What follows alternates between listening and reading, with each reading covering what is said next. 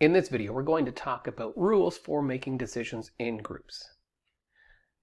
Last time we looked at different arrangements for making decisions in groups, and one of those arrangements was called democracy, the idea that the people could decide, the people had input in the decision-making process.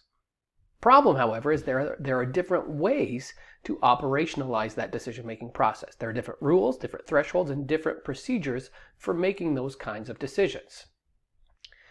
We often think of democracy as just simply majority rule. However, one definition of political science from Jennifer Victor and George Mason says that that's not really what democracy means. It doesn't necessarily mean majority rules. It means we all agree on the rules. Because there are different types of decision-making processes within a democracy, the important part is that at the outset, everyone has to agree on the rules and everyone has to agree to abide by the outcome. That's how a democracy works.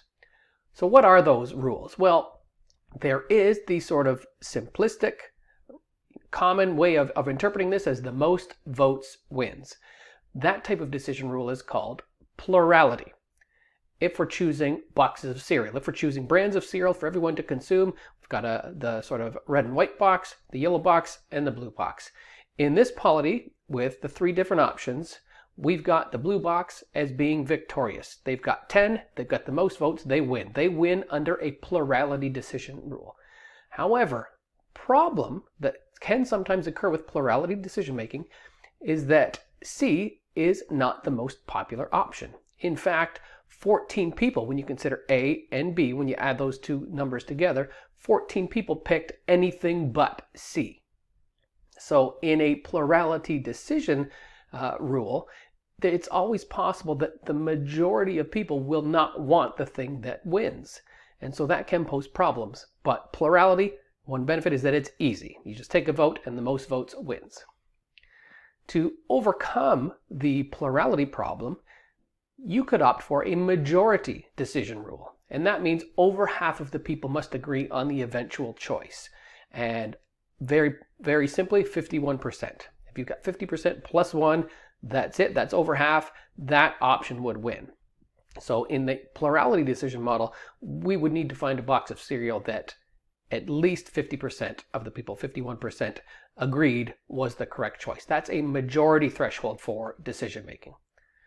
For some decisions, majority is not deemed enough of a level of support. For particularly big decisions, some groups have a supermajority threshold. That means it's got to be a majority, but it's got to be a really big majority. It's got to be bigger than just a normal majority, a supermajority.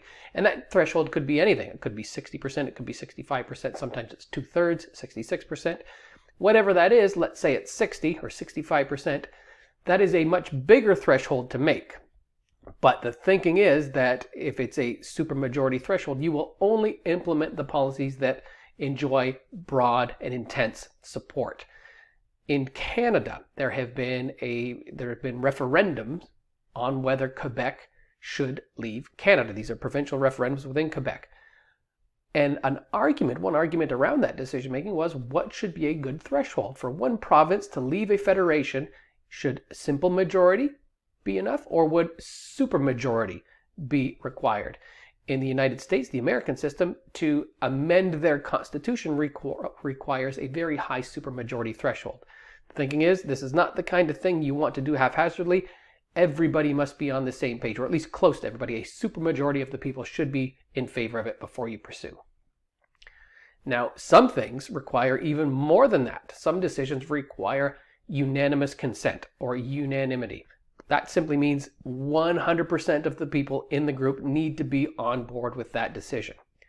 Unanimity is tough because you only need one single person to interrupt the process. One person can hold the entire process hostage.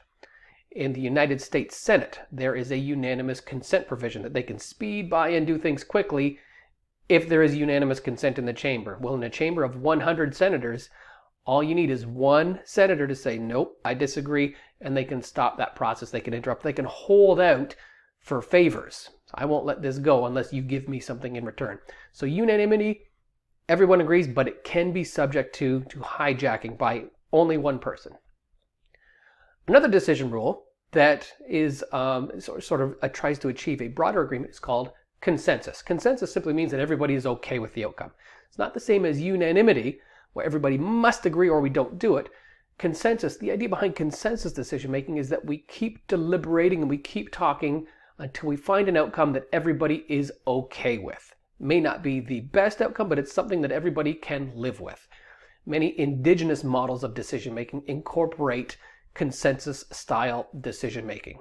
Doesn't mean we all agree yes, it means everybody is okay with the outcome and we keep trying to decide until we reach an outcome that everybody can live with. So these are important democratic dilemmas. These are important problems in democratic decision making. Who decides? Well, in a democracy, that's all of us. Okay, then what? What is our decision threshold? What is our decision rule? Are we plurality, majority, supermajority, unanimity, or consensus? Each one of these has some advantages. Each one of them has some disadvantages as well.